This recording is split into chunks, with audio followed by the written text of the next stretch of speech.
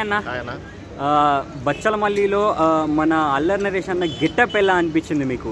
Mass మామూలుగా లేదు. నిజంగా ఒక్క మాటలో చెప్పాలంటే ఎప్పుడు కూడా స్పూఫ్ డైలాగులు కామెడీ రోల్స్ చేసే అల్లరి నరేష్ గారిని ఫస్ట్ టైం మాస్ క్యారెక్టర్ లో చూస్తున్నాం.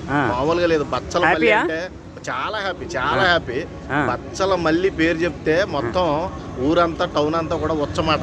ఆ పేరు వినడానికి కూడా చాలా మంది భయపడే క్యారెక్టర్ అది. ఇప్పుడు ట్రైలర్ లో మీకు ఎక్కువ ఏం నచ్చింది? మరి ఏం లేదు, అమ్మ బాబు చెప్తే ఎవడో మందు సిగరెట్ మాండేమో గానీ ఫస్ట్ టైం ఖచ్చితంగా లవర్ చెప్తే మటుకు మానేస్తారయ్యా.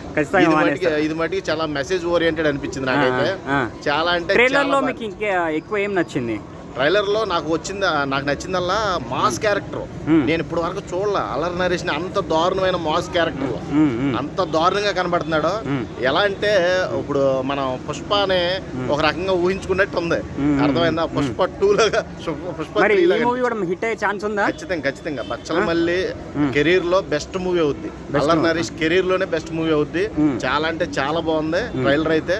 చూడండి. అంటే అమ్మ బాబులు ఫస్ట్ లో మొక్కై వంగందే మోనే వంగదని ఒక ఇది కూడా మెసేజ్ కూడా కనబడుతుంది అక్కడ.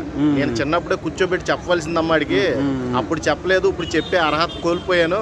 ఇప్పుడు మా ఆడికి నచ్చిన పనే చేస్తాడు కానీ నేను చెప్పినట్టు ఏమి ఉండవు అని తండ్రి డైలాగులు కూడా చాలా ఎమోషనల్ గా అనిపించింది.